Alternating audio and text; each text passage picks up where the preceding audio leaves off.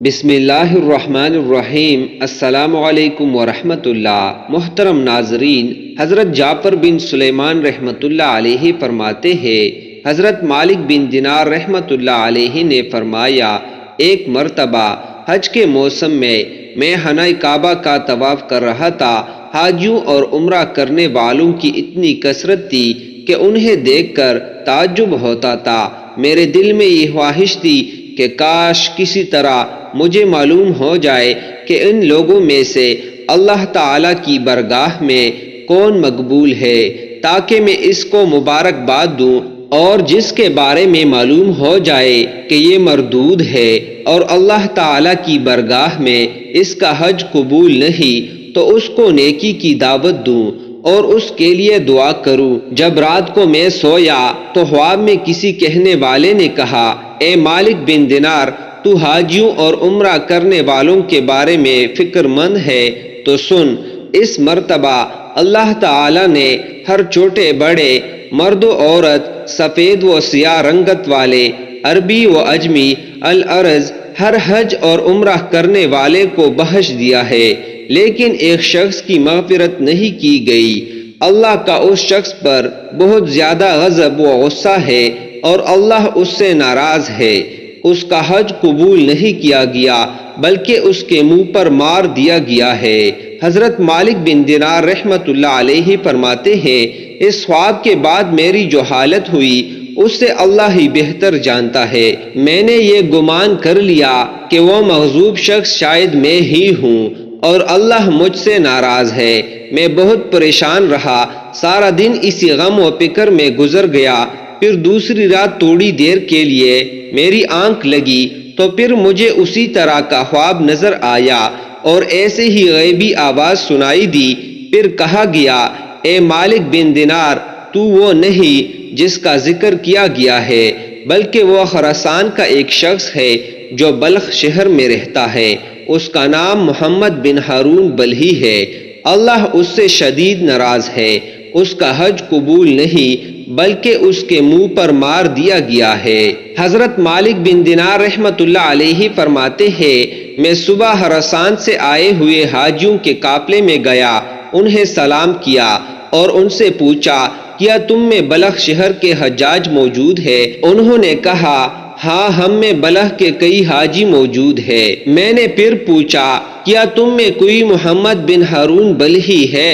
انہوں نے کہا، مرحبا، اس نیک شخص کو کون نہیں جانتا، اس سے بڑھ کر عابد و زاہد پورے خراسان میں کوئی نہیں۔ حضرت مالک بن دینار رحمۃ اللہ علیہ فرماتے ہیں کہ مجھے ان لوگوں کی زبانی اس کی تعریف سن کر بڑا تعجب ہوا، کیونکہ خواب میں معاملہ اس کے برعکس تھا۔ بہرحال میں نے ان سے پوچھا، اس وقت وہ کہاں ہوگا؟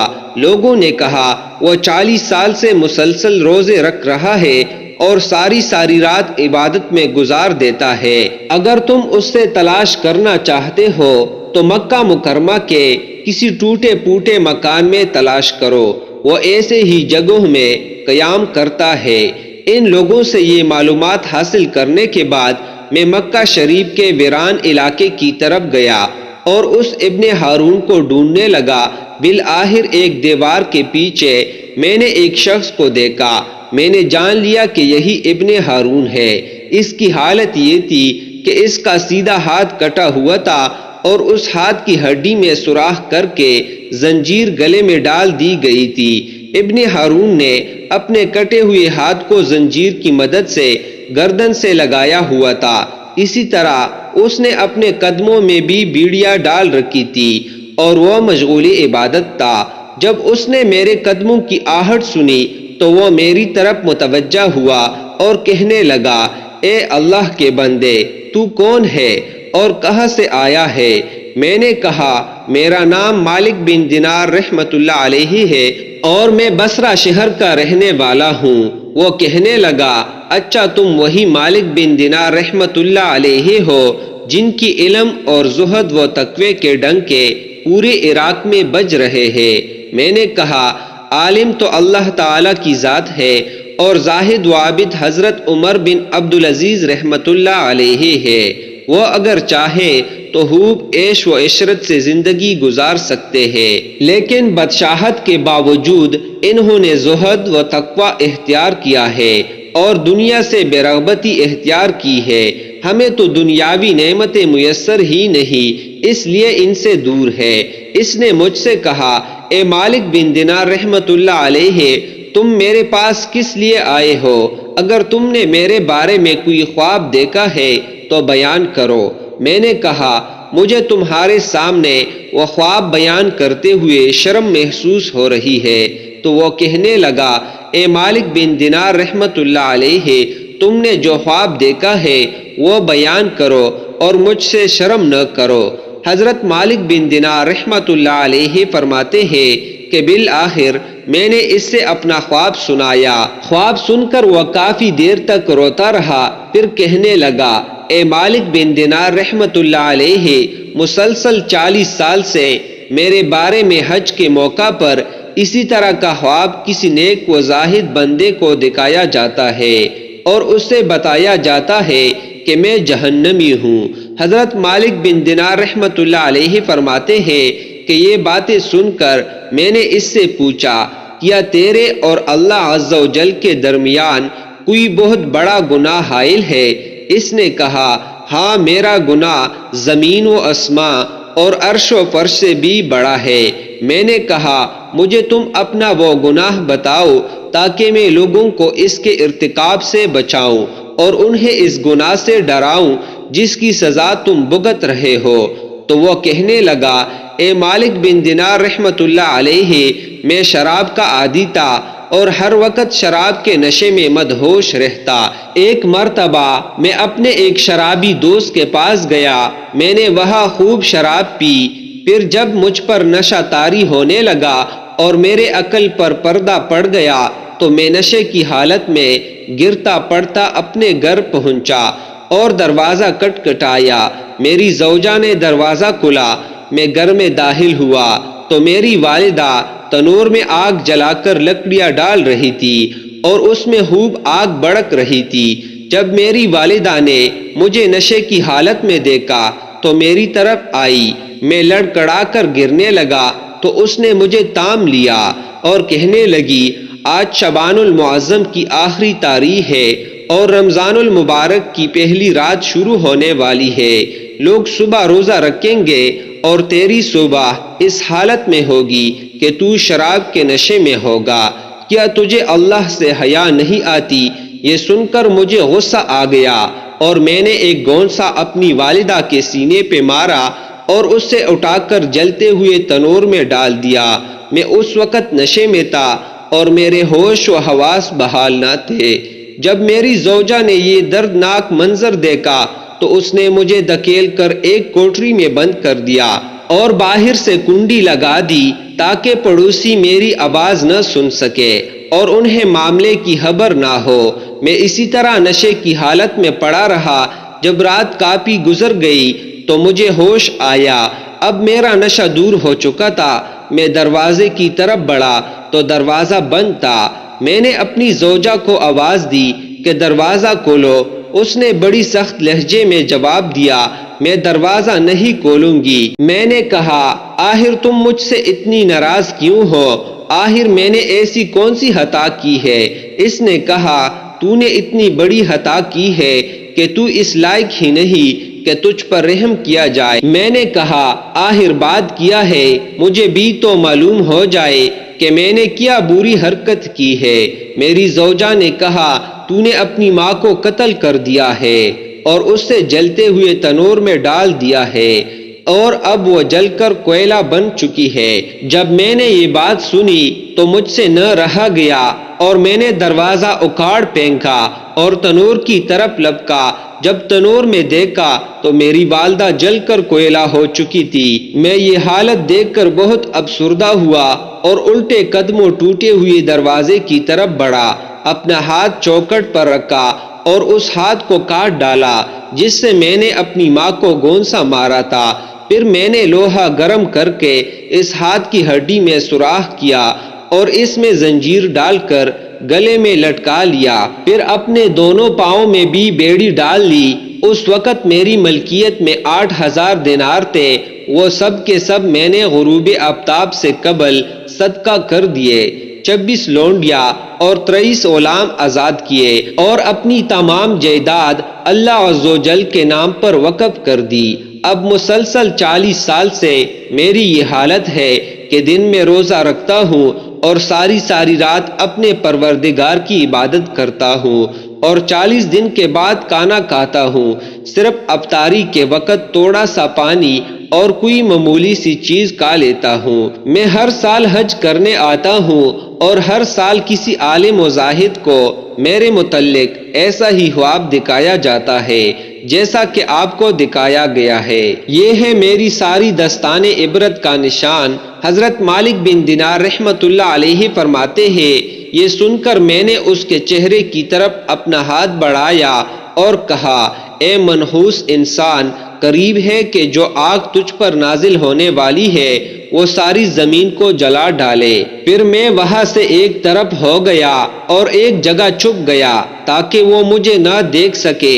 جب اس نے محسوس کیا کہ میں جا چکا ہوں تو اس نے اپنا ہاتھ آسمان کی طرف اٹھایا اور اللہ سے اس طرح مناجات کرنے لگا، اے غموں اور مصیبتوں کو دور کرنے والے، اے مجبور اور پریشان حال لوگوں کی دعائیں قبول کرنے والے، اے میری امیدوں کی لاج رکھنے والے، اے گہرے سمندروں کو پیدا کرنے والے، اے میرے پاک پروردگار، اے وہ ذات جس کے دستے قدرت میں تمام بلائیاں ہیں، میں تیری رضا چاہتا ہوں اور تیری ناراضگی سے پناہ مانگتا ہوں۔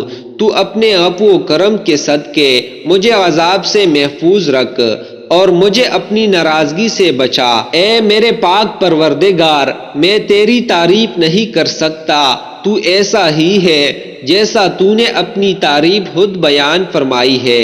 اے میرے رحیم و کریم پروردگار، تو میری امیدوں کی لاج رکھ لے۔ بے شک میں تجھ سے تیری رحمت کا طالب ہوں، مجھے یقین ہے کہ تو میری دعا رد نہیں کرے گا، میں صرف تجھ ہی سے دعا کرتا ہوں۔ اے اللہ، موت سے پہلے مجھے اپنی رضا فرما اور مجھے اپنے عفو و کرم کی ایک جھلک دکھا دے۔ حضرت مالک بن دینار رحمت اللہ علیہ فرماتے ہیں کہ اس کی یہ رکت انگیز مناجات سن کر میں اپنی منزل کی طرف لوٹ آیا۔ پھر جب رات کو نیند آ گئی تو دل کی آنکھیں کھل گئی۔ مجھے خواب میں پیارے آقا مدینے والے مصطفیٰ صلی اللہ علیہ وسلم کی زیارت نصیب ہوئی۔ آپ صلی اللہ علیہ وسلم نے ارشاد فرمایا، اے مالک بن دینار، تو لوگوں کو اللہ کی رحمت اور اس کے عفو و کرم سے مایوس مت کر، بے شک اللہ محمد بن ہارون کے افعال سے باخبر ہے اور اللہ نے اس کی دعا قبول فرما کر اس کی لغزشوں اور خطاؤں کو معاف فرما دیا ہے۔ تو صبح اس کے پاس جانا اور اس سے کہنا، بے شک اللہ بروز قیامت میدان محشر میں تمام اولین و آخرین کو جمع فرمائے گا۔ اگر کسی سینگ والے جانور نے بغیر سینگ والے جانور کو مارا ہوگا تو اس کو بدلہ دلوائے گا اور ذرے ذرے کا حساب لے لے گا۔ اللہ فرماتا ہے، مجھے اپنی عزت و جلال کی قسم ہے، میں ذرے ذرے کا حساب لوں گا، اور اگر کسی نے ذرہ برابر بھی ظلم کیا ہوگا تو مظلوم کو ظالم سے اس کا حق دلواؤں گا۔ اے ابن ہارون، کل بروز قیامت اللہ عز و جل تجھے اور تیری ماں کو اکٹھا کرے گا اور تیرے بارے میں فیصلہ ہوگا۔ فرشتے تجھے مضبوط زنجیروں میں جکڑ کر جہنم کی طرف دھکیل دیں گے، پھر تو دنیاوی 3 دن اور 3 رات کے برابر جہنم کی آگ کا مزہ چکھے گا، کیونکہ اللہ بیان فرماتا ہے، میں نے اس سے اور یہ بات لازمی کر لی ہے، میرا جو بندہ بھی ناحق کی جان کو قتل کرے گا یا شراب پیے گا تو میں اس سے جہنم کی آگ کا مزہ ضرور چکھاؤں گا، اگرچہ وہ کتنا ہی برگزیدہ کیوں نہ ہو۔ اے ابن ہارون، پھر اللہ عز و جل تیری ماں کے دل میں تیرے لیے رحم ڈالے گا اور اس کے دل میں یہ بات ڈال دے گا کہ وہ اللہ سے سوال کرے گا کہ اے اللہ، تو میرے بیٹے کو بخش دے۔ پھر اللہ تجھے تیری والدہ کے حوالے کر دے گا تیری والدہ تیرا ہاتھ پکڑ کر تجھے جنت میں لے جائے گی۔ حضرت مالک بن دینار رحمت اللہ علیہ فرماتے ہیں جب صبح ہوئی تو میں فوراً ابن ہارون کے پاس گیا اور اس سے بشارت دی کہ آج رات خواب میں مجھے پیارے آقا صلی اللہ تعالی علیہ وآلہ وسلم کی زیارت نصیب ہوئی۔ آپ صلی اللہ تعالی علیہ وآلہ وسلم نے مجھے تیرے بارے میں اس طرح فرمایا ہے۔ پھر میں نے اسے اپنا پورا خواب سنایا۔ خدا کی قسم میرا یہ خواب سن کر وہ جھوم اٹھا اور اس کی روح اس طرح آسانی سے اس کے تن سے جدا ہوئی جیسا کہ پتھر کو جب پانی میں ڈالا جائے تو وہ آسانی سے نیچے کی جانب چلا جاتا ہے۔ پھر اس کی تجہیز و تکفین کا انتظام کیا گیا اور میں نے اس کے نماز جنازہ میں شرکت کی۔ اللہ ہم سب کو اپنی رحمت کاملہ کا سایہ عطا فرمائے، ہمیں لمحے بھر کے لیے بھی جہنم کی آگ میں نہ ڈالے۔ ہمارے کمزور جسم جہنم کی آگ کو برداشت نہیں کر سکتے، ہم سے تو دنیاوی آگ کی چنگاری بھی برداشت نہیں ہوتی، جہنم کی وہ سخت آگ کس طرح برداشت ہوگی۔ اللہ ہمیں حضور نبی کریم صلی اللہ تعالی علیہ وآلہ وسلم کے صدقے نارے جہنم سے محفوظ رکھے۔ اللہ پاک ہماری خطاؤں کو معاف فرمائے، ہمیں دین و دنیاوی کی بلائیاں عطا فرمائے اور اپنی دائمی رضا سے مالا مال فرمائے۔ سرکار مصطفیٰ صلی اللہ تعالی علیہ وآلہ وسلم کی ساری امت کی مغفرت فرمائے، آمین۔